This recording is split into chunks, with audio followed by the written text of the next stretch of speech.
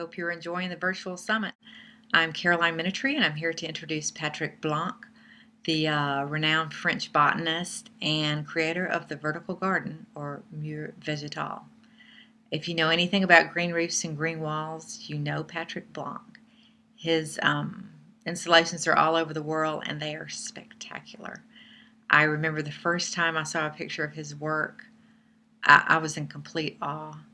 And I think as an artist and a designer, I see his work as, works of art. But as a horticulturist, I see really exciting possibilities of creating these lush urban landscapes, something we all need. As a botanist, Patrick travels the globe to exotic landscapes as research for his creations. And as a speaker, he also travels extensively giving lectures. And we were so lucky a couple of weeks ago to catch him on one such lecture in Chicago when Linda and I went for her pre-summit interview with him. And it was a thrill to meet him. He was so warm and friendly and really enthusiastic about his work. And we so enjoyed listening to him, and we know you guys will too when we show this interview. It's The Vertical Garden, From Nature to Cities, an interview. And as a foreword, we're going to show you some of Linda's interview with him too, so we know you'll enjoy both of those. Also, Patrick's latest book is due out in a couple of weeks in October, so look for that.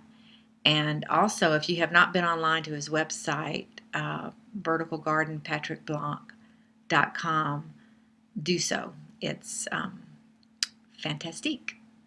All right, enjoy. See you later. Bye.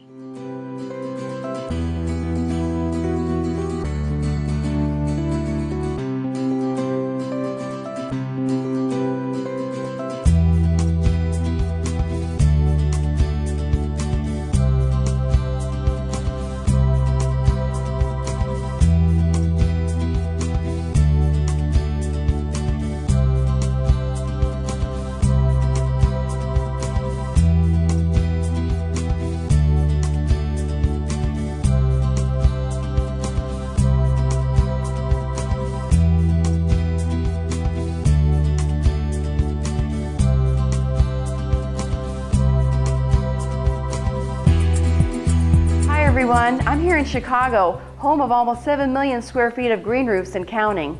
But today, green roofs take a back seat to the newest architectural darling, green walls. I'm here at the beautiful Hôtel Sofitel with Caroline Minitry, and I'll be interviewing noted French botanist Patrick Blanc, creator of the vertical garden. Hello, Patrick. Hello, Linda. It's a pleasure seeing you again. Yes. And I would like to thank you for speaking with GreenRoofs.com at our inaugural Green Roofs and Green Walls Virtual Summit 2011. Now, before we get into showing your awesome lecture video, I'd like to ask you a few questions, if that's okay. Okay, no problem. Okay, excellent. Okay, you've just spent 2 days here in lovely Chicago, speaking at the Chicago Botanic Garden at the School of Architecture here. And now at the Alliance Française. And tonight at the Alliance Française, which is awesome.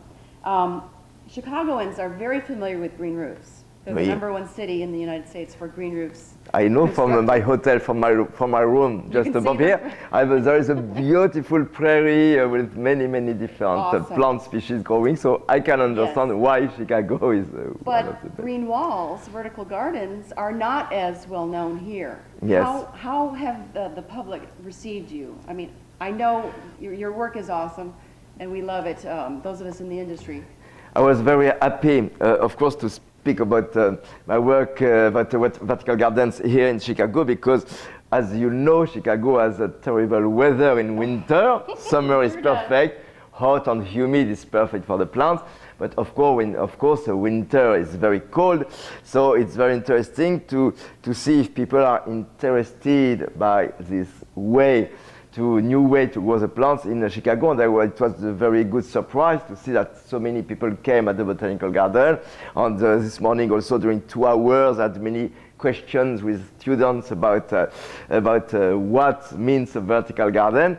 And of course, it's very challenging, you know, because for vertical gardens, you have two difficult situations, very cold or very hot. Yes.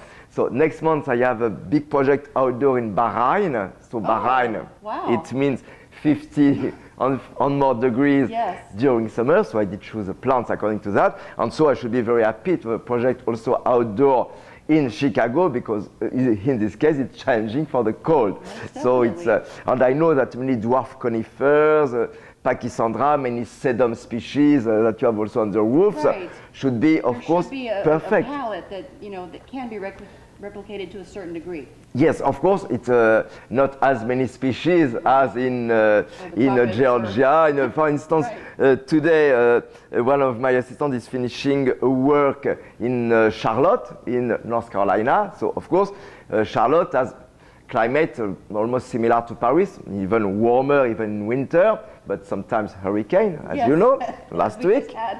Eh? But so in Charlotte, it's quite easy to have many plant species, but I'm sure it's very interesting also in place like Chicago because you can use not as many plants as in Charlotte, of course, but you can use quite many species. I'm sure that at least 25, 30 species with evergreen leaves could be Right. used here in And Chicago. then that's where our talents as designers come in. Then we have to be able to combine these plant communities and make them work for the climate that we're in, Yes, right? and it's why you use so many prairie plants in Yes. in the new. It's very interesting. I did go to the Millennium Garden, and I did see all the new trials with prairie plants, and it's wonderful The to see a perennials are success. gorgeous, yes. Success, and I did discover many species I did not know. In Labiate, for instance, I did see 2 or 3 very interesting species that nobody uses in Europe. They could use, because prairie plants from the Middle West could grow also in Europe and also in the Botanical Garden in Chicago. I've seen Sure. many more species than what I was thinking was Yes. possible to grow. Well, And good. I did see hummingbirds. So for me, you know, French guy, Oh. to see a hummingbird in lobelia, red lobelia flowers. They're precious. They're For you, it's gorgeous. common, Yes. but for us, hummingbirds are totally tropical animals, and to see in Chicago, Right. it's Well, it's good it's to wonderful. see that we were able to show you something, because, you know, you're the expert on Yeah. botany here, so. I wanted to also ask you about the youth that you have encountered here with the architecture students in particular. I know you started very young with an interest in aquariums and fish and botany and tropical plants and all, but do you feel that the youth of today is perhaps a little more ecologically aware than before? Because you weren't common. I mean, you had an early interest. You know, when I did begin, when I was 7, 8 years old with aquariums, my only aim was an ecological aim, because it was to have a biological filter for my aquarium. So now you know that many swimming pools have that's a very good, natural yes. cleaning with plants, but me, I speak to you about late 60s. Nobody at all was speaking about that. So my first aim was, of course, ecological. But after that, during the 70s and 80s, people were more and more interested by more artistic work and less by these aspects. But now, again, Yes. 30 years Come later back. for me, I know, but it's mostly also about air pollution and the pollution of the air. You know, you have read course, so many things about microorganisms in association with the roots of the plants. And of course, a vertical garden, as the roots are totally exposed to oxygen of the air, is the best way to have the good exchanges through the microorganisms in contact with roots for depollution of the air. So, of course, it's very important, this ecological aspect, but actually 40 years ago, 45 years ago, it was my, my first aim was to have a kind of biological filter. So I'm very happy that now, because now the world needs more and more We need it ecological even more, approach. you're right. But there's so much green building going on and interest, like in the United States with LEED and how it's progressed throughout the world, and different programs in different countries. But anything that we can do to improve the built environment is awesome. Of course, it's very good thing to handle also for insulation, of course. And in Chicago, summer is too hot and winter is too cold, so it's very important yes. to have these roofs and vertical gardens Yes. to avoid to spend too much Exactly. money, of course. As a designer myself, I will tell you that I adore your work. I've seen it in Paris, hopefully I say this correctly, Musée du Quai Branly. Oui, parfait. I made sure that I learned how to say that correctly. It's stunning. I love the variety of plants, the flowing patterns, which is so characteristic of your artistry, the tapestry of the living walls that you do. But I'm sure, hopefully here, you've inspired a lot of Chicagoans to continue with living walls and not just green roofs, which is amazing too. And of course, the two go hand in hand. Yes. If we can cover a building on a living wall and continue it on the roof, Of course, we've both are completely totally, mitigated the, techniques are totally different, Yeah. but the result is Yeah. is to try to have more nature in town. And you know, when I see in your prairies, not far from here, all the butterflies, and I told you hummingbirds, so it means that it's totally useful also to maintain animals in the town, because Yes. advantage for insects, for small mammals, for birds, is that they have no predator in town, Exactly, so yes. they can come That's true. very easily, often much more easily than in more natural spaces. So the That's town true. And these is, vegetated spaces create these vegetated corridors. Corridor, yeah, for of course. The habitat as Of they course. migrate and Yes, you know, yes. reintroduce biodiversity in terms of animals as well as plants Yeah, of back course. into the urban. both are Yeah, going together. definitely. Of course. So when you were dreaming of these lush tropical vertical gardens as a young person, did you ever foresee that the architecture community would become so enamored of these things? I mean, it's a architectural darling nowadays. It's everybody wants a living wall, and if it can be by Patrick Blanc, even better. Yes, of course. When I was young, when I did begin my vertical gardens, but when I say I did begin, I can say during about 30 years, I could never think that one day I could cover the walls of the towns in an architectural way. And get paid for it. Yes, yes, yes. Because I did spend a lot of money to You did a lot of to make. research and trials. Yes, yes, research and trials. And at the beginning with my parents did pay not only for what I wanted to do, but also did pay to give me some space in the in the home to have my experiments. And for me, it was simply to try. And after, when I go in tropical rainforest, it was simply to try to have a comeback of the nature in town. But I did think about the individual person, not at all about everybody. So I did not think at all about architecture, and could never think that architects should be interested by my work. Only very, very late, only 15 years ago, architects were interested by my work. And I think that the first of them was Jean Nouvel, with whom we had the first projects about 15 years ago. And you're continuing projects with him. Oh yes, Yes. Ooh, I have a huge project with him in Sydney.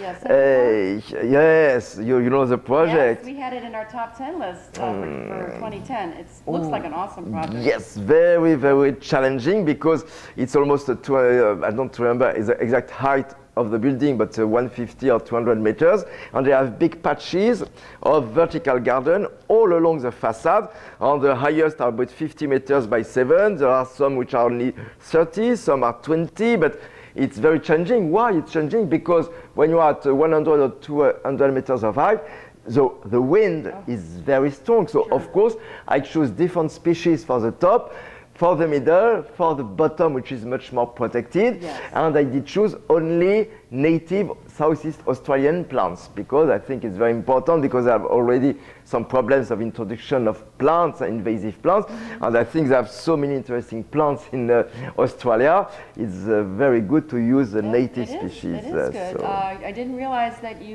this project was completely all native. Yes. Just at the bottom, in some places, it will be some other species with colors in different seasons. But for most of the parts, and especially the upper parts, it will be a native species growing on the upper cliffs often close to the sea because Sydney is close to the sea. So it's very, very important. So I'm very happy. So with Jean Nouvel, we have also now a project in Ibiza, also funny with different colors of flowers. It's another kind from your work. Yes. The two architects with whom I work the most are Jean Nouvel and Herzog and de Meuron, with whom I did work in many places. Yes, in Madrid, of course, and now a big project in Miami for a museum. They were telling me about it. Yes, a museum. Sounds exciting. Yes, with columns. I have almost 100 columns to cover with plants. Wow. And in Miami, you know the problem with hurricanes. So I lived in Miami for 21 years. My 3 children were born in Miami, so I'm very familiar with hurricanes. We went through Hurricane Andrew, and the humidity is incredible. But it's good for plants. They love it. But so with Herzog and de Meuron also, I have, and also very soon in Miami, another very funny project. I did build a very strange car parking with beams oriented like this and different separation of levels. And at the top, it will be a restaurant.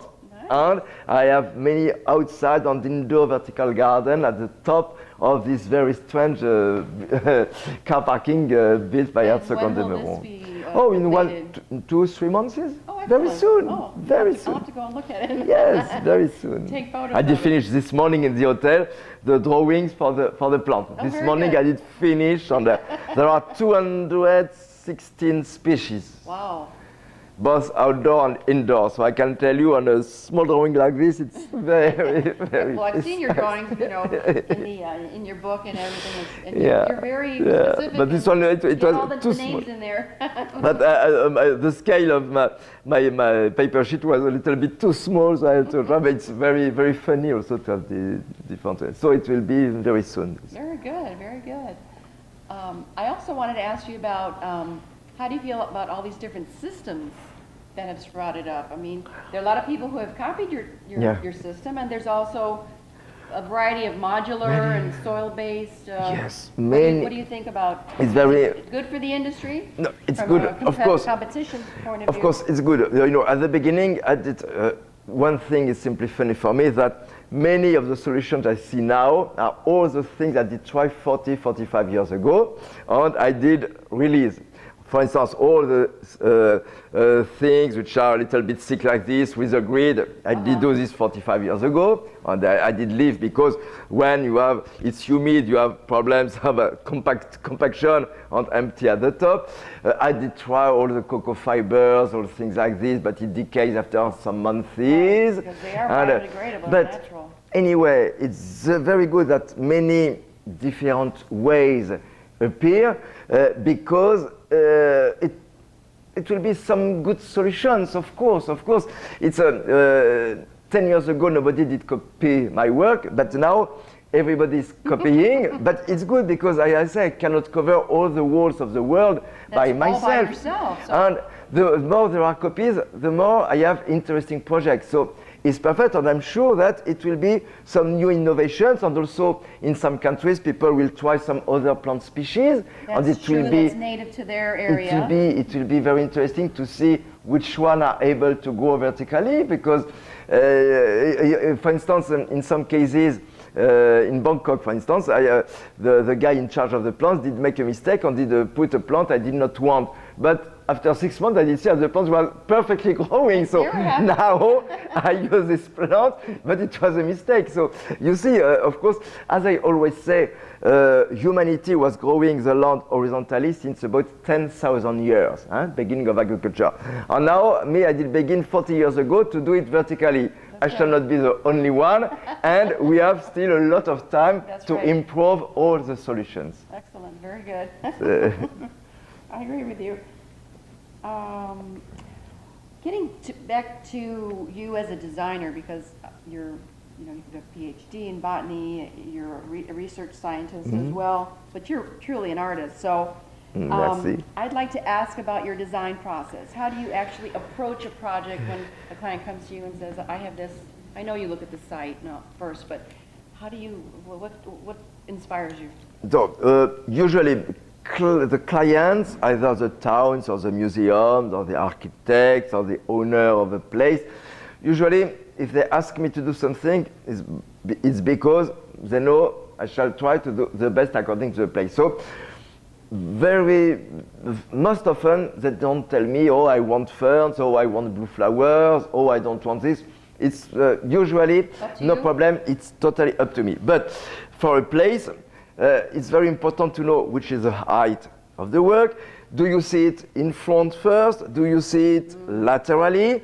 Do you see it very slowly by walking, or is it from a train or from a car? Because for a car, for instance, it has to be very beautiful, but not too much precise, because you have to drive and not to look at all the plants. Of course. So you see, I have in consideration all of these aspects, according also, of course, to the global climate. Of the place. Right, it's, in Bangkok, it's not same as Miami, not same as New York, Chicago, or Paris. So this is important. Orientation, because even in Paris, if it's north-facing, not same at all as south-facing, of course. Right. In Chicago, still more. I think in Chicago, impossible for a north-facing. Probably. I should never do something in Chicago on north-facing wall. Never. So you see, I take in consideration all this. I take in consideration which plants are available in the place. For instance, I have a big project in Bali, and in Bali I did not know which plants were available, so I did not begin to make a list or drawing with something maybe not available. So the first work was to visit all the nurseries, and it was the same also in Singapore. I had to visit for my project all the nurseries. Same in San Francisco. A few months ago, I did make a project for a Jewish school. It's a school, and as it's a school, I think it's very important for the young person to know what are the plants growing around. So I did decide to use only Californian native plants, and mostly from the San Francisco Bay. More than half of the species are from San Francisco Bay, and the other are from California. So in this case, I had to visit all the nurseries to know which species are available among the native species. So once I have all these aspects, the height, orientation, what is available, from where you see them, if you stand just under or not, after is the more artistic work. When I decide, for instance, if I have a very tall wall, 30 meters, so I think, okay, for the first 10 meters at the top, I know I can use these 50 species. For the middle, I can use this 50, and for down, this 50. But when I decide to have these 50 species at the top, after the artistic work is to decide how I arrange them together to have the best contrasting effect between foliage, shape. When I say foliage, many things, the shape of the leaves, the shyness, are they matte, are they shiny? Right. Are they deciduous or not? And also about branching, because some branches are erect, some branches are in curve like this, some are zigzag branching. So you see, I have in mind, I have a chance to be a botanist, so it means when I see a name of a plant, I see immediately what she is now and what it will be in 1 year, 2 years, 5 years. We need to know the maturity of exactly. aspects of a plant so that exactly. you can design correctly. So you see, it's totally a mix of artistic and ecological design according to what you see and to cohabitation of the plant in the future. Right. And maintenance here in the United States, North America, has been an issue for some projects because I don't think the designers are giving a maintenance plan or the client owner is not following up, and so there've been some cases with a lot of plant failure or a few cases of system failure. What do you do for? You're totally right about that. I had a very funny story about something which happened in London. It was 2 or 3 years ago, a wall which was made in a school, and everybody and journalists were speaking about that, and it was a big disaster. Everything died about less than 1 year, and all the journalists did call me, why the wall is dead, and I did say, I'm sorry, I know nothing about this wall, I don't know how is the structure, I know nothing about irrigation, I know nothing about the plant species. Right. What can I tell you? Impossible. So, just as you say, maintenance is essential. And in the case of what I do. Maintenance is low. For instance, the Quai Branly Museum is 2 or 3 times a year. When it's indoor, of course, in a restaurant like here, it's better every 2 months to cut the dead leaves. But what is the most important, you see, Linda, it's when I have a new project, there is a guy working with me who is going in the place and training the people installing the plants. So he's working with 5, 6, 7 guys. And what I asked to the client is to try to have a good company, to have the same company after for maintenance. So they see exactly how plants are installed, and Sylvain, the guy, explained them how they have to put the plants, to fix them, and after which one has to be cut, which one has not to be cut. And always after 3, 4, 5 months, he comes back or I come back to say it's good, it's not good, this one you have to cut, this one be careful, there are some insects, this one is too much growing, too big leaves, cut some leaves only. So it's so you do go back and do site visits and all my walls. Give recurring advice. It's the only wall. You know, Linda, I did about more than 250 projects in the world, and I see all my projects, and only one I did not see. Well, it was made 2 years ago. Really? It was very close to here to Chicago. It was in Racine for the S.C. Johnson building, made by Foster, by Norman Foster.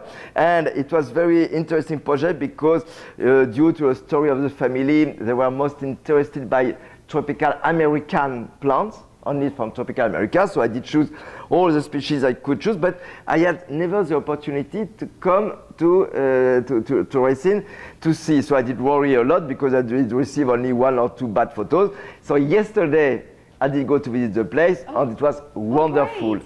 Wonderful. Like this is Anthurium veitchi with leaves longer like this, Anthurium crystallinum perfect. The Rhipsalis growing, and also a plant I did use for the first time, a Simania. It's a gesneriad with totally flashy orange flower, a Simania, and it was incredible, totally in flower. And they told me, in flower since the beginning, always in flower. So, for instance, this plant I did never use, and now, of course, it's a plant I shall use more and more. So I was very happy. It was the only one I did never see. Otherwise, most of my walls, I see them regularly.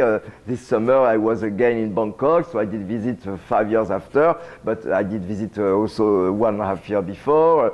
I did make 6 or 7 months ago a wall for a university in Hong Kong, and I go again in 2 weeks, and I visit. You certainly are a world traveler.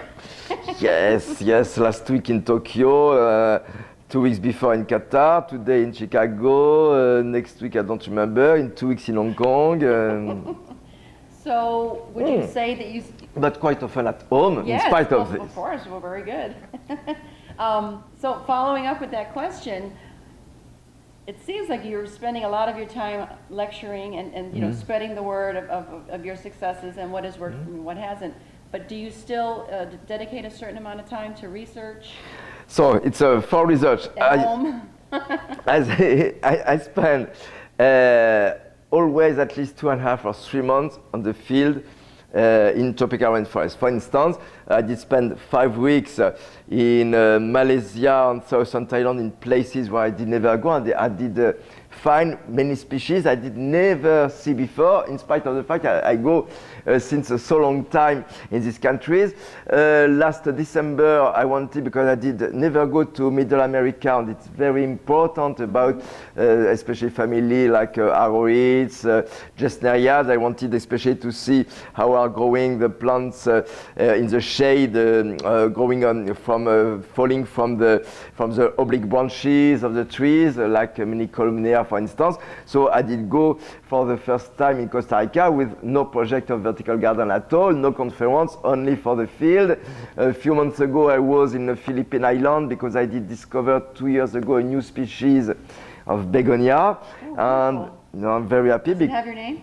That is the first plant. I should just tell you which has my name. It's a Begonia blanquii. It's a very, very. Congratulations. Yes, I'm very happy. Very special species with triangular leaves. So 2 months ago, I did in this at the place where I did discover it close to a waterfall in the Palawan Island. I did go with the man from the botanist from the colleague from Edinburgh Botanical Garden, and the lady who is professor at the University of Manila. So we did go together to the place where this new species of begonia is growing. So you see, I'm now with colleagues in Paris. I'm preparing an article about a work we did do many years ago in Madagascar. So, but of course, all this is a little bit difficult because only 24 hours, and we need time to sleep, to drink some white wine, to discuss, to have fun, to work, to relax, but chill. Yes, but actually, you see, it's and you okay. obviously are designing even when you're working here lecturing. Hmm? You do that too when you get your inspiration, and you have to. Yes. What I like also, you know, when I have lectures like here in Chicago, when you speak, it's very interesting because this time, for instance, a few hours ago, I did speak to students during 2 hours. Yesterday it was in Botanical Garden, and this evening is Alliance Française. And when you have different public, you see that you have to explain some different things about the work. Sure. And when I try to explain different things, suddenly I think to some ways I was not thinking otherwise. And when you have like this successive different public, it's very interesting because you think to new things, and even not especially new species, but new ways, new shapes, new results. Sure. So I mean, it should always be a two-way street, a learning process. You learn from your audience. Of course, exactly. They learn a lot more from you. Yes, but of course sure they learn from me. Of course, but you know, what's from them. Yes, on some questions, because there are always questions, and from the questions come very often good ideas and good improvements. I wanted to ask you about green roofs. Specifically, have you ever worked on a green roof project? Do you would you like to work on more? I did do already work in Belgium, for instance, because I did cover all the walls, 3 of the 4 walls of the house, because one wall was for a light coming inside, and also the roof. Simply, I did ask them to have just a little inclination of the roof, because the easiest was to keep the system I use because I know it, so it's better. It's the same system, just exactly. Different as soon as you have a little inclination, I can use the same system. Sure. With Herzog and de Meuron also, I did do a work in Santa Cruz de Tenerife, which is a little bit more inclined, but it's of course a big difference that when you have a roof, you are totally exposed perpendicularly to the light, to the sun. So because in a vertical walls, it's different because it's never totally perpendicularly exposed. So of course, on a roof you have to think about heat, about strong light. So you have to choose different species, of course. But actually, in the same way as I do my vertical gardens, as soon as I have a few percent of inclination, I can do the same, and advantage is that I can use many species, because even if you have irrigation of the roof, it's good because after irrigation is on the wall. Yes.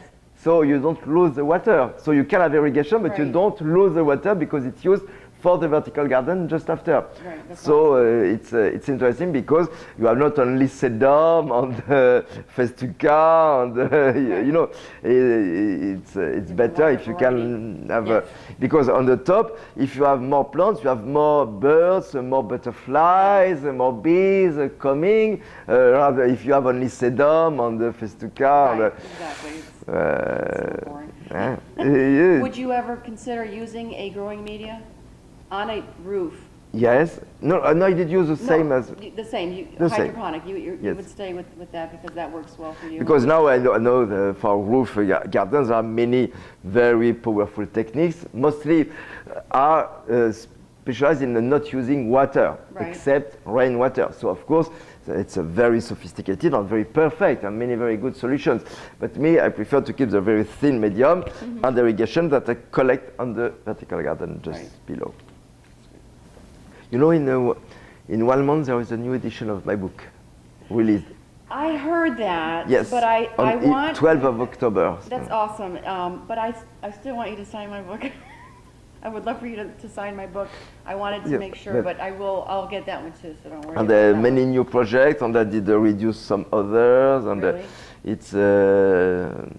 I hope printed will be good because it should be better. Oh, I'm sure it's good. So It's, you've added several different projects that you've. Yes, made I did keep, of Chicago. course, the first part about nature, but I did add some photos from Costa Rica, for very good. instance, Excellent. and also many new projects, so many more pages, and many new projects are included, and I did reduce some others. Well, we'll make sure to post the announcement on greenroofs.com when it does come out, because I'm sure our readers would love to buy Yeah. your book. Okay.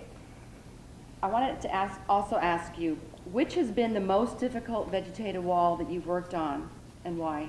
Maybe the most challenging, maybe for some reason. Since you've done them all over the world. Up to now, I can say, in some places, very dark places, for instance. For instance, I did do a project a few months ago for a zero energy building close to Paris. You know, the zero energy building, so it means, of course, I could not add artificial light for the plants. So in this case, I had to choose very precisely the totally shade-loving plants, and in some parts, the more sun-loving plants for indoor. Wow. So this was very interesting, of course. In quite difficult places like car parkings, also I did make the car parking is difficult because it's quite cold or very cold in winter, often very hot in summer. It's true because of all the concrete. And so, Yeah.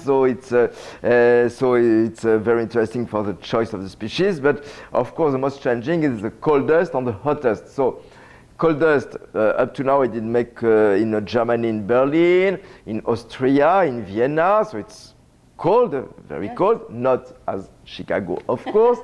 I have a project in Kiev. It will be very challenging, Oh, but wow. it's probably only in 2 or 3 years. But now, in a few months, I have a project in Bahrain. So, That sounds like it so may be a little. it's very, very challenging. But otherwise, you see, I have the chance to be a botanist.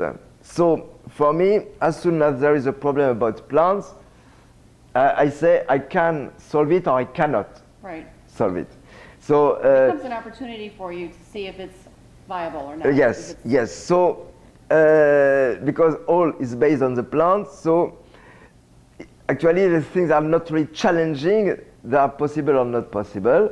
But even in very difficult places, you have always some plants which can grow, and of course you have to adjust the irrigation and everything Right. according to the place. And then, I guess to follow up with that is, do you have a favorite project of all time, one that comes from your heart? For some reason. I could answer same as you, same as Edith Piaf.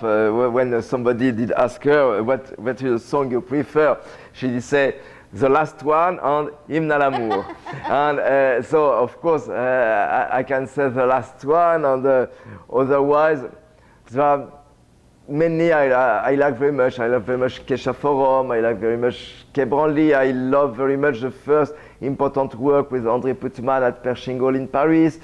The first work which was famous for me with for the festival, International Festival of Gardens. So for different reasons, Sure, that's true. you see, mostly affective reasons more than challenging reasons. But I have some ones I love for affective reasons. Of course, the last one, for instance, the last one will be finished this evening or tomorrow evening in Charlotte.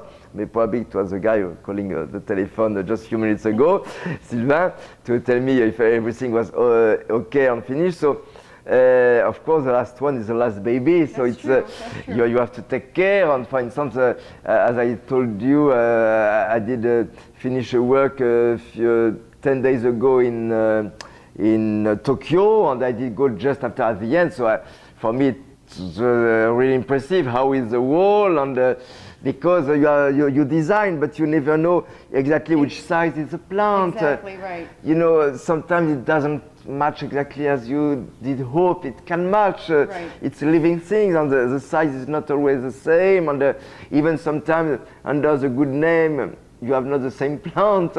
Me, I know the Right. name, I know the Yes. right plant, but Yes. sometimes there is a mistake. So always you worry a little bit, but the guy who is working always calls me at least 2 or 3 times every day to tell me, oh, this plant I'm not sure, and sometimes he sends me by email a photo Sure. to tell me is it the good one the or right not. one? Yes.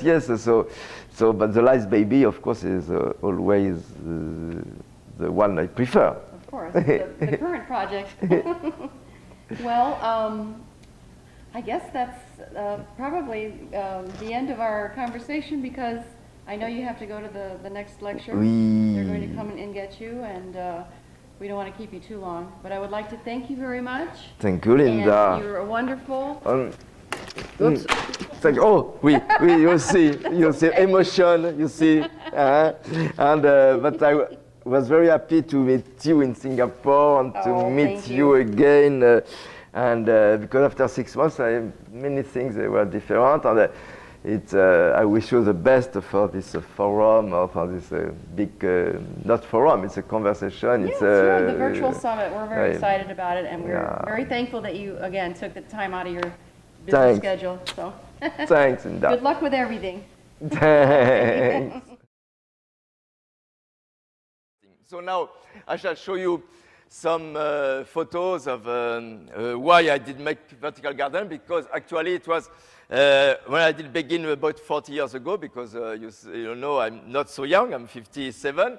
And when I did begin, when I was about 13 years old, I had aquariums, and of course I didn't know that in tropical aquariums it was very important to have plants growing in the water, because the plants release, of course, oxygen and take out CO2, this you know, but also it was very important to take out the waste products. So, of course, now everybody knows that to have purification of water with plants, it's very, very important. But 40 years ago, nobody was speaking about that except people interested by aquariums. So I did take a cutting of a philodendron of my mother in the living room. I did put in the aquarium to have the roots taking out all the waste products. Waste products, it means in aquariums mostly nitrogen, nitrates, and O3, and also the other derivative from sulfur and everything. So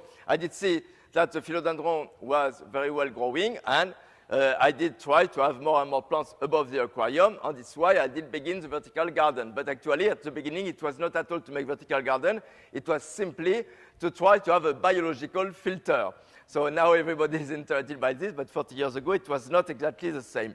So after I had the opportunity, when I was a student, to go to for the first time when I was 19 in Southeast Asia, in Malaysia and Thailand. And when I did travel, I did see that plants were growing, of course, without soil on the trunks and branches of the trees, but also this I didn't know, that epiphytic plants growing on trunks and branches were common in tropical rainforests. But what I did not know at that time is that also many plants were also growing on the rocks.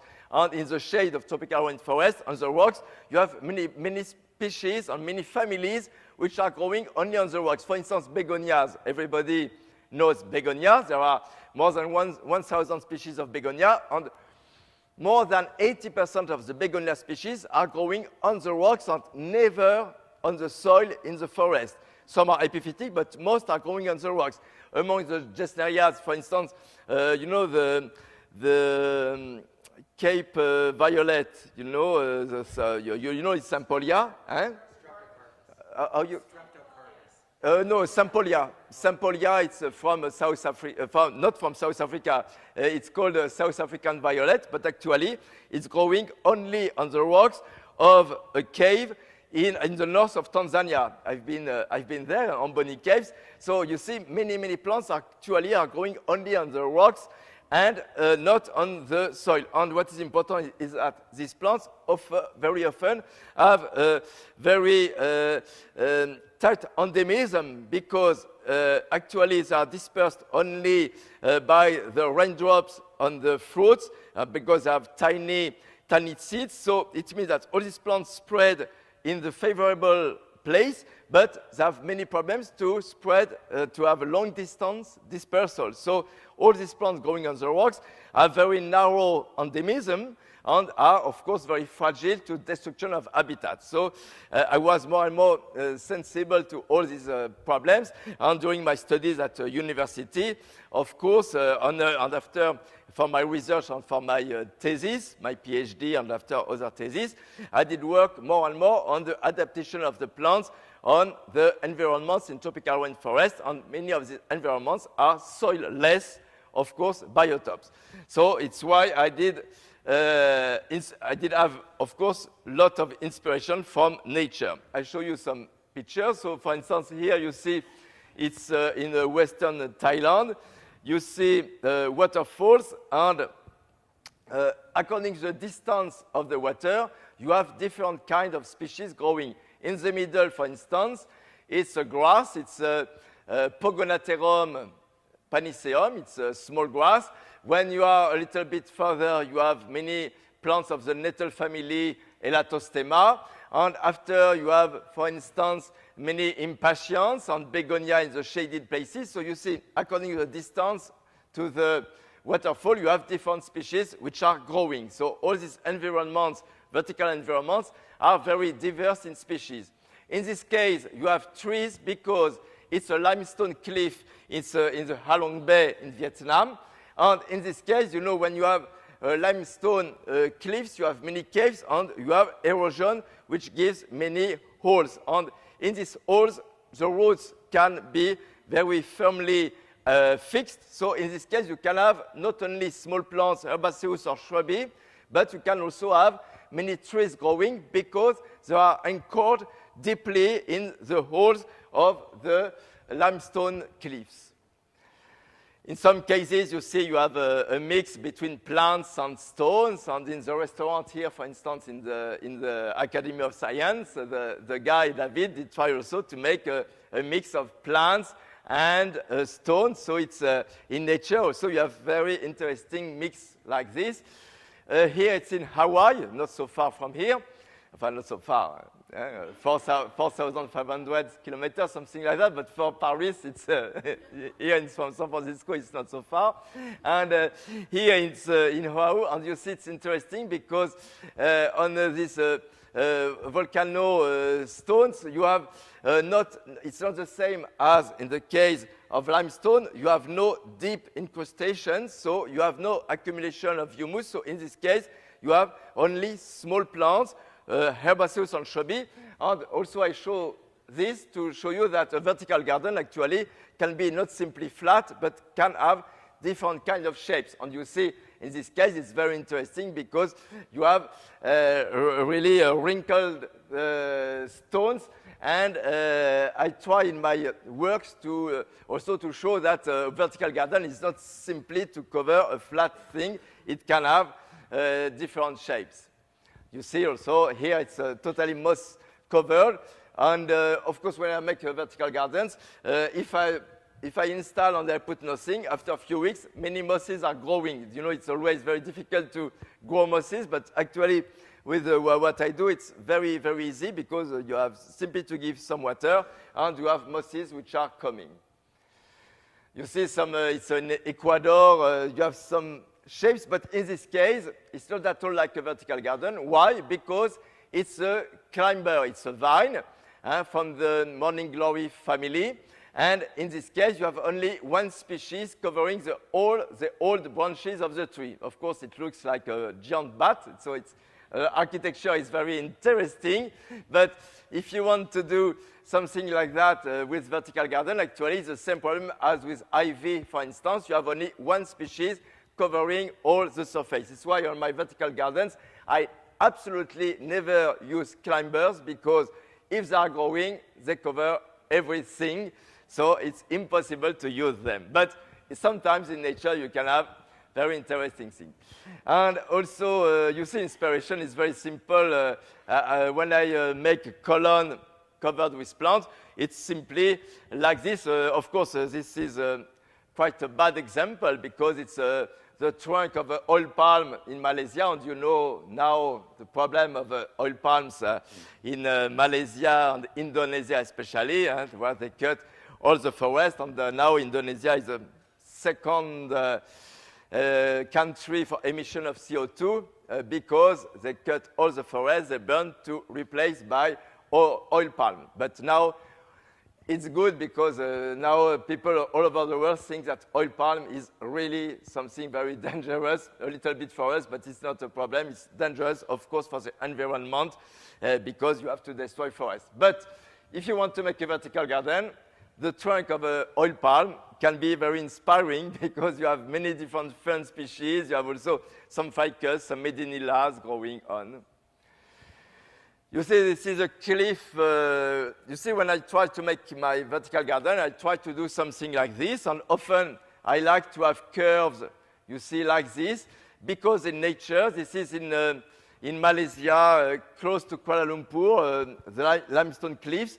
And you see that this Alocasia lowii, you see, is growing vertically. And as it has big leaves, big entire leaves, and it's always the case. When you have plants growing on a cliff, if they have big leaves, always the leaves are vertical. Why? Why? Because, of course, when you have all the leaves falling on the plant, if the leaf should be like this, it should be destroyed immediately, of course. So when you have big leaves on vertical habitats, they are always vertically bending.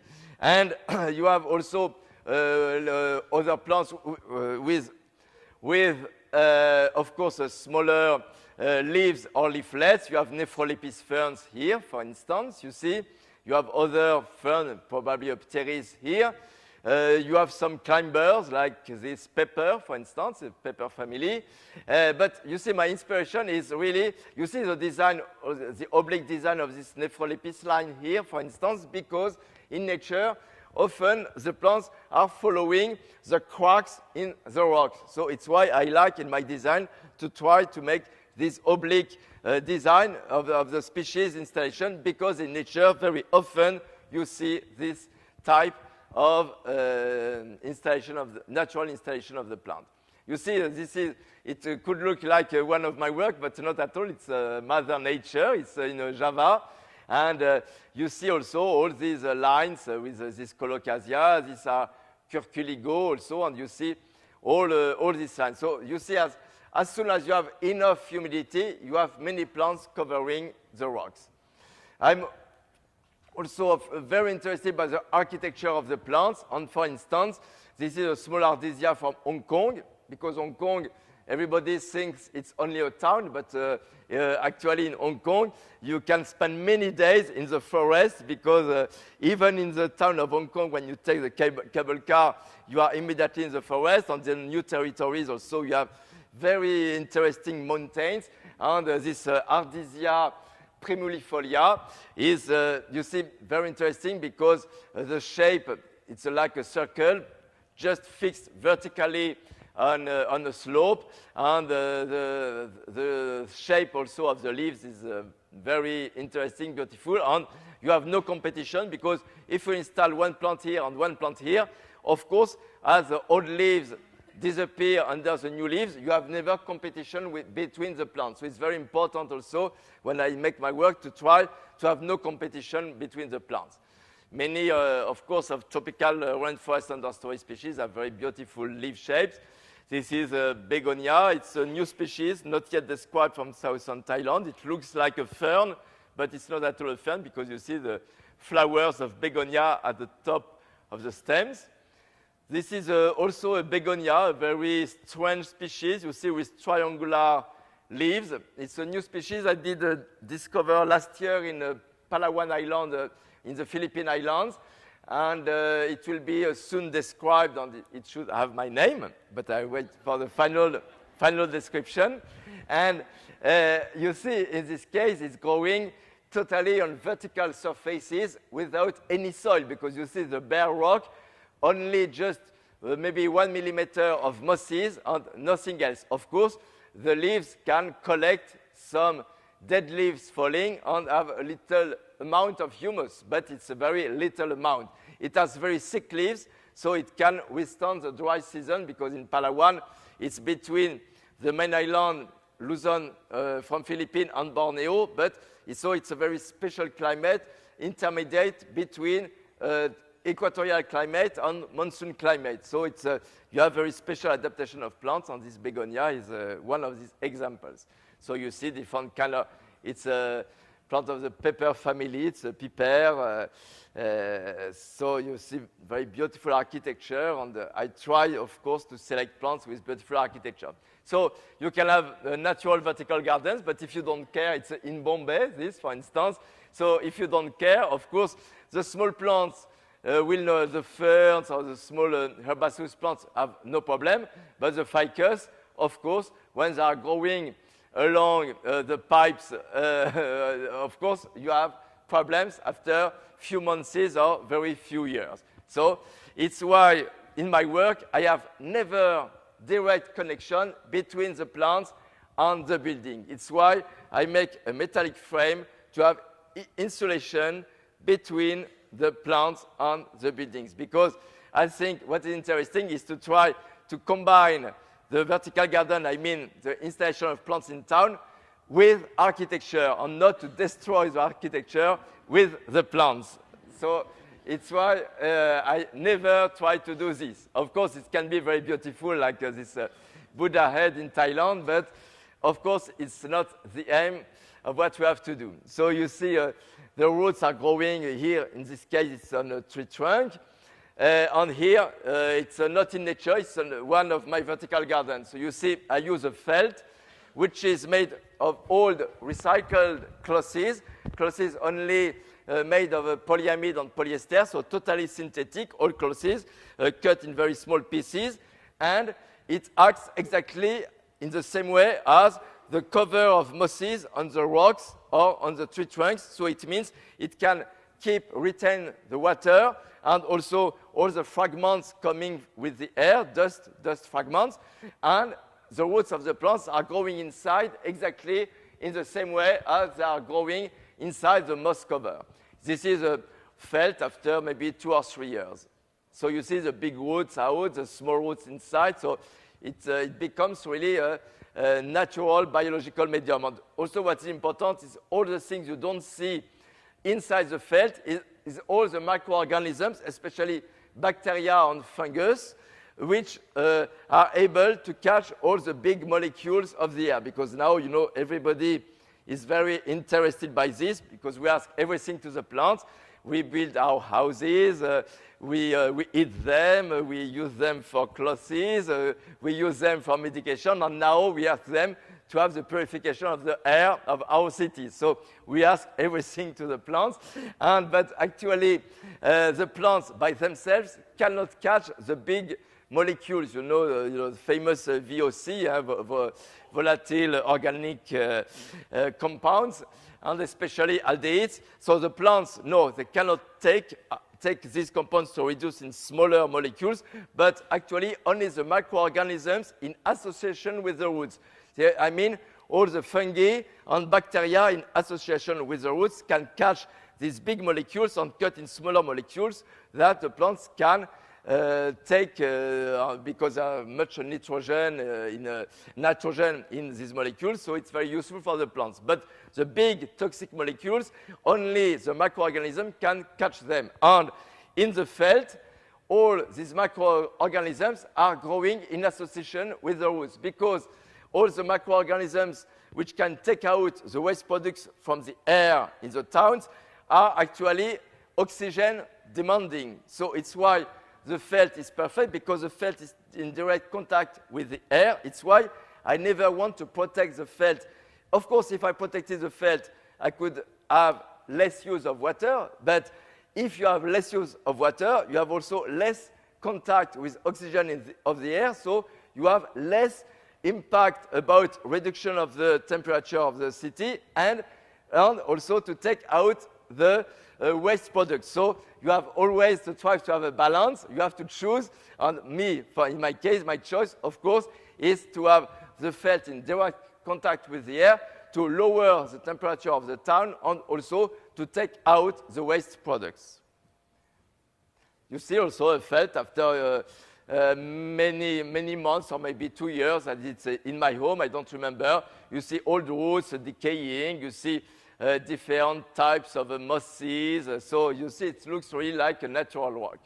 So this is my new home, and you see now, same as when I was a boy, I have an aquarium, simply that now the aquarium is a little bit bigger because it's now 20,000 liters. So it's a 6 by 7 meters. It's my dream since I was a boy. And I work, you see, this is my desk. I work on the water because it's a transparent glass. And when I work under my feet, I see the fish swimming under my feet. And around, it's open, you see. And so I have the plants. And I have many birds, same as here in your glass house, and I have the birds flying among the plants. And outside also there is a patio, and you see between the windows we have, is my friend, and you have many plants around the patio. This plant I love, Iris japonica, I love it. It's a very, very beautiful species. You can find in cultivation here in California, especially the one which is called the Nada. You see another view of the patio. So, and I take always my shower outside, even when it's snowing. Yes, 2 days ago it was very, very cold, but I always take my shower outside on the terrace here because the bathroom is here. So when I'm outside, I see all the plants around me. So it's all the dream. So vertical garden. So you see, it's very simple. A metallic frame to have insulation of few centimeters. So you have air insulation. You can also fill with material for insulation. And a plastic expanded PVC sheet. And up to now, only in Japan, I did find recycled expanded PVC. But I'm sure now all over the world we will find very soon recycled expanded PVC. But it's a very good material because you can staple inside and it has a very good resistance. So you see, it's very simple. You have the metallic frame, you see, and you fix simply the plastic sheets. You see a scaffolding, exactly the same as the one you can see now at Druge School, and the installation of the small plants. It was in south of France. You see, it was a bridge, and it's all along the bridge. So you see Sylvain, who is here, and he was here in south of France. It was three years ago, this Sylvain, no? 3 years ago, this I think. Yeah. So installation can be with scaffolding, and after also you can use this a cherry picker. It will be the case at Druge School to use for maintenance cherry picker. All the lines to give water because actually the plants need, according to the seasons, between 2 and 5 liters per square meter and per day. Because I use only the water, because contrary to the soil, when you give water to a garden, you lose, of course, a lot of water through percolation. But in the case of vertical garden, of course, all the water you give is used because the felt is only 3 millimeters thick. So you have just, I like to have between 10 and 20% excess water because it's very important to have some excess water to have not accumulation of minerals. So it's very important to have excess water, and excess water, the best is usually to use to water some other plants, or otherwise you can recycle. But what I prefer usually is to use to give water in garden just around. So here you have, you have the tank for nutrients, the pump, and I give about between 1/5 and 1/10 what they give in horticulture. I give only 0.3 grams per liter because plants, of course, need water because, you know, even when you think about orchids growing in tropical rainforest, everybody thinks they have only rainwater, but actually they have rainwater which was through the canopy of the forest. So this water is enriched in many minerals. For instance, for potassium, which is the most important, in rainforest, you have more potassium available for plants coming from the rain through the canopy than the potassium available from the soil. So you have to know that your orchids and bromeliads growing as epiphytic, they have not only simply the rainwater with nothing else than H2O, they have nutrients inside this water. So it's why I use a small amount, 0.3 gram, is a small amount, more than they have in forest, but it remains a small amount of nutrients necessary for harmonious growth, because the aim, of course, is not to have a huge growth, it's simply to have harmonious growth. It's like you see also plants, of course, in pots, and I make the design on people involved in the installation of the plants try to follow in the best way my design, because but this I'll show you at the end for the project of the school. You see, the guys are not working with usual material for gardeners. They work with cutter and with staplers. This was my first work in a museum in Paris in 1986, a museum for science and technology in Paris. And you see, it was many vertical gardens, very interesting work, but it has no success at all. It was 1986, it was probably too early. It did last for more than 10 years, because after they did change the bridge inside the museum, but they did keep my vertical garden, but not a big success. And 8 years later, in 1994, in Chaumont-sur-Loire, in south of Paris, I did make vertical gardens again, and suddenly everybody was interested. So it's always funny. It's exactly the same work, and maybe not more interesting than the one in the museum in Paris, but suddenly everybody is interested. For me, it was not a problem, because I was finishing my PhD, so I had many other works to do. So for me, it was not a problem to have not success with the first vertical garden. But it's funny to see that suddenly everybody was interested. You see, I did also have a wall in Chaumont-sur-Loire in the same place, covered only with mosses. We were speaking about that a few minutes ago. This is one of the old ones in Paris, in Quartier Fondation. It's now 10 years old, and you see some fascia become quite interesting, because older, and I like, when my walls have many years, I like because they become more and more three-dimensional. Another work you see, which looks natural, it's also for a kind of a museum. It's actually a place, a cultural place in south of Paris. So I wanted something which looks very natural, but to look natural, you see, it's of course you have to do what is useful to do to have this natural looking. This one had much success. It was in 10 years ago with André Putman. She's a famous indoor architect in France, and it was in a hotel close to Champs-Élysées in Paris, a very high wall, because it's 30 meters high, and she told me, it's terrible, I have a patio and I have an ugly wall, can you do something? I did say, yes, of course I can do something, and so we had some problem in discussion with the owners, because it was the highest I could be able to do, and so we had some discussion, but they did say okay, and it has been a big success. Inauguration was just 2 or 3 days before 11 September 2001, but it was a big success. So you see also with here is Japonica here. So you see here, for instance, you see the design. So you see each plant. Of course, at the top I put plants which are much more adapted to full sun, full wind, and of course when you go lower and lower, in this case it's more and more protected from light, so it's more and more shady, and less windy, and more humid, of course, because the water is flowing along the felt. So at the top between two phases, two sequences of watering, because there are 4 to 5 per day.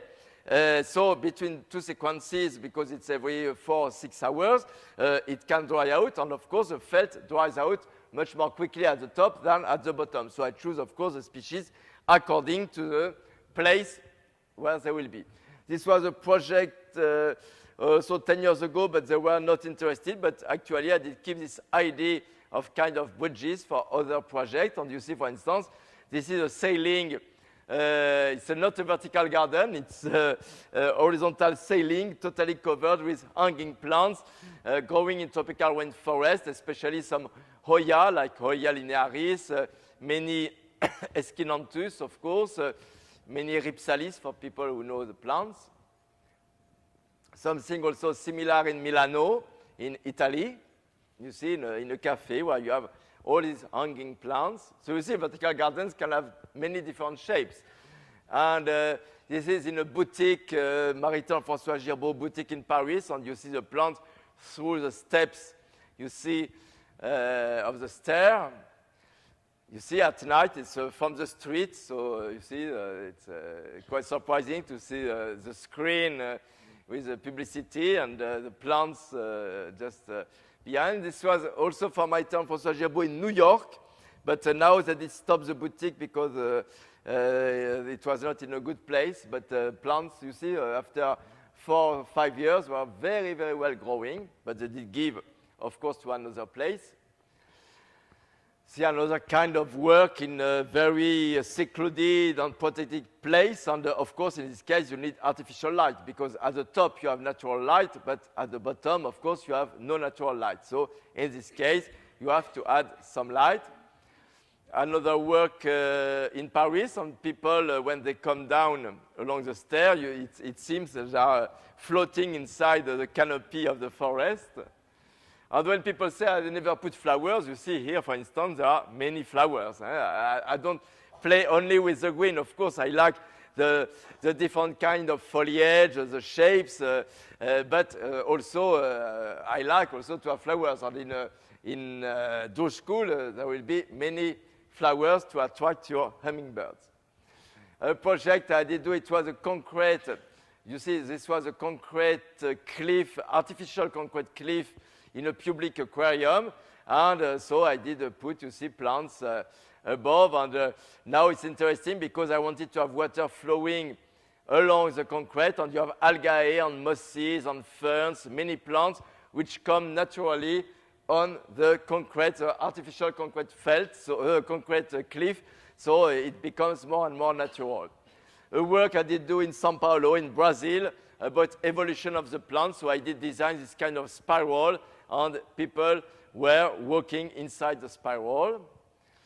Another kind of work, so you see in this case, it's actually same work as the one in the restaurant, and you see you have different oblique structure, and the plants are just behind the structure. But now I don't like to do this because I prefer, as I told you, to have the felt directly exposed to the air.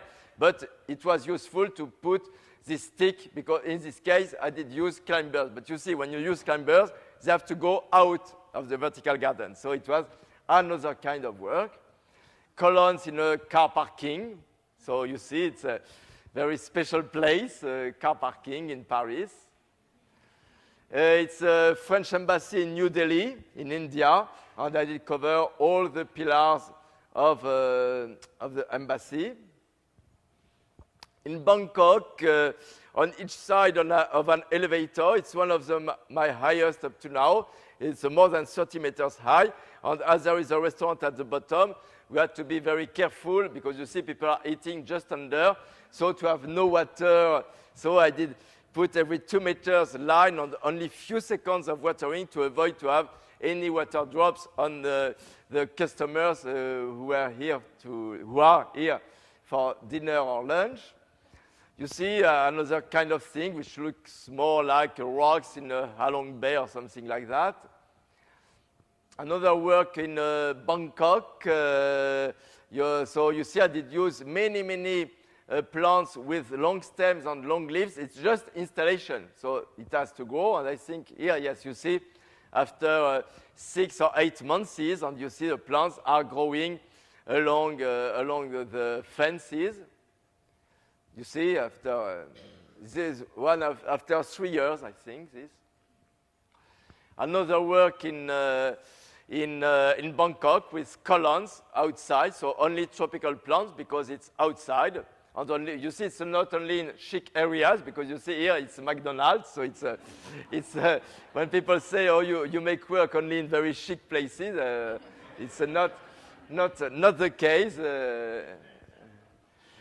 Though this is with Jean Nouvel, the famous Quai Branly Museum in Paris, 5-6 years ago now, 6 years ago. And this was a big success. And this, since this success, that everybody in the world now wants to make vertical garden. And it's normal because everybody did see it, and they did know it was one very spectacular, but one more after so many I did do before. So it was time for everybody all over the world to try to make vertical gardens. See, Eiffel Tower is very close, as you see. Of course, the design. So yes, it was in July 2006. Yes, yes, almost 5 years ago. You see. So you see, it's interesting because in winter, because here winter doesn't mean many things in San Francisco, but in Paris, winter means really winter. So you see. In winter, it's interesting to see that the vertical garden is green when all the leaves of the tree are falling. It's late November, this I think, because the leaves are on the ground, but you see vertical garden is green. Another view. This work I like very much in Japan for a Museum of Contemporary Art, 21st Century Museum by Sejima, the famous lady architect in Japan.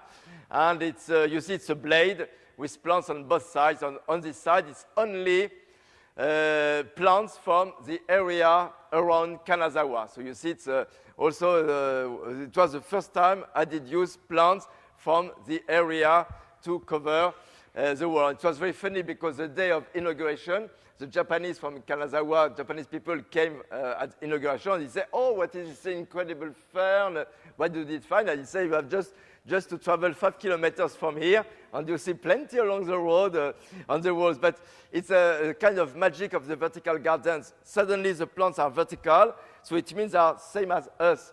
They are vertical, so they are not something on which you can put your feet, you can destroy, because they are in same dialogue with you, because they are vertical and they are not directly accessible. You cannot destroy them. So suddenly you have a look you look at them very differently than the way in which you look at the plants in a garden. I think it's very important about the role of the vertical garden, about the respect of the nature, simply for this reason, because they are vertical in the same way as we are vertical. And I think in conscience, it's very important to give some ways of respect for nature. It was an exhibition with plants growing in very fast-flowing water in Paris. You see, it can be also some kind of funny shapes. This was important because the living room of the house had walls, concrete walls, just 1 meter behind the windows, and I did cover with plants, so it was okay. This is a work in Paris, you see in a street where you have very classical houses, old houses from Paris, and everybody is interested because it's in a street where you have no plants at all. So it's, I like, every time I can put vertical garden in places where you have very few plants, I think it's the most interesting. And the Druge School is also interesting for that because there are not so many plants around this area at the Druge School. There's something similar in Berlin, but of course in Berlin it's very, very cold in winter, so the selection of the plants is very difficult. You cannot have as many plants as for other places which have milder climate, because in Berlin it's very, very cold. But you see, I can have at least 55, 60 species. In North Carolina, in USA, for a boutique in Charlotte. It was interesting because you have very good nurseries in this area, and I could get many plants I did never use before. It's, I don't remember the name of the nursery, but it's a very, very good, good Plant Delight nursery. It's a very, very good nursery in Raleigh. I never know how you pronounce the town, the name of the town. For me, it's Raleigh. It's R-A-L-E-I. So, and it's an incredible nursery where they have plants from everywhere in the world. And so I did use mostly plants from here. This is a museum in south of France also, so you see different kind of shapes. A small one in Tokyo, but it's interesting because I could use plants I love and very difficult to find, like this Philodendron guldii, which is very interesting. You see with leaves, let's say, in the same shape as hands, and I like very much. And also a Nephrolepis pendula, very special. A work in Shanghai, for a restaurant in Shanghai in China. Very interesting work, but only one for which I have never been paid. It's the lady, a very, very rich lady, of course, but never I got the money, but the plants don't care. You see, they are very well growing. For them, it's not a problem. This is a work in photo is not very good, but the work is interesting. It's Istanbul, so also it's a quite special climate. We never know Istanbul. You know, is it Mediterranean? Is it temperate? Is it cold? Is it hot? It's a very special climate, and so it was very interesting in the patio to do this work. This is a special small vertical garden. For this lady, she's a very good friend, Noemi, and it's only herbs. So every morning, it's why she has scissors in the hand. Every morning, she goes to cut rosemary, sage, oregano, laurel, everything, and she gives to many friends. So it's only plants you can eat for as herbs for cooking. So it's very interesting because also you can use vertical gardens if you have sun enough, because of course for all these kind of plants you need full sun. So in this case, no problem, you can do it.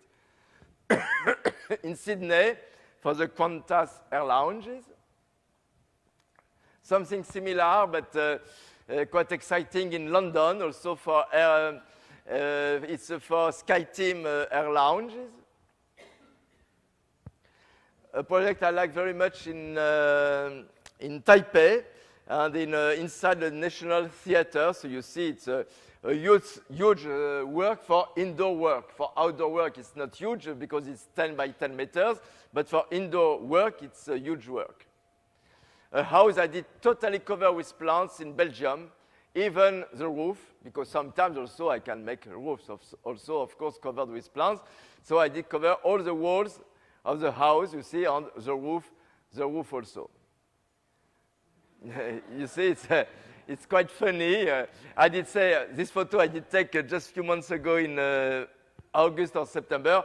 I did say, please cut this a little bit because you don't see the shape of the house. So, as I told you, I think it's very important to keep really the good relation between the architecture and the plants. And this I don't like because in this case, plants are too big and you don't see the architecture of the house. So you see, it's very important to have the good balance between both. Also oblique things, you see, this is with Herzog and de Meuron in Canary Islands. So it's only plants, no, mostly, not only, mostly plants from Canary Islands. So you see, so it's totally covered. Another kind of work, you see a spiral, you can go inside. So just to show you that really it can have many, many different kind of shapes. You see it was a quite ugly stair outside a very modern building in south of Paris. A huge work in south of France, in Avignon, where there is a famous festival in summer. In New York, at the cross of 58 on Lexington. It's indoor. It looks like outdoor, but actually it's indoor. 1 meter distance from the glass. One of the biggest inside I did do it's in Lisbon in Portugal. And here, in this case, because people see from very far, I did a design very long. You see, plant group. So you see, for instance, anthurium here. You have maybe 200 anthurium, and a house in London. You see, a very classical house with plants covering the wall. After, again, plants are a little bit too big here. This Athenaeum Hotel in London, so you see that the walls, white walls, and they wanted to cover everything. I did say, no, I think it's better to cover just the corner, and we did do this 2 years ago. This is at the top of a building with Cesar Pelli in Madrid, and it's a crystal building, and I did make a vertical garden at the top. So you see it's at the top, it's open, they receive the rain from outdoor, but it's protected outside by the glass because it's a crystal building. But you see it's quite, because it's 30 meters high, so it's really the last 30 meters of the tower. In Aix-en-Provence, you see it was a bridge like this, which was not very nice, and they did ask me to do something, and I did do something, so you see, and Sylvain did go still a few weeks ago for the maintenance, and it's very well growing. In Madrid with Herzog and de Meuron, also one of the biggest in a one piece only, and it matches very well with the metallic structure. I like very much the work of Herzog and de Meuron. You have just, but we are here. No, here is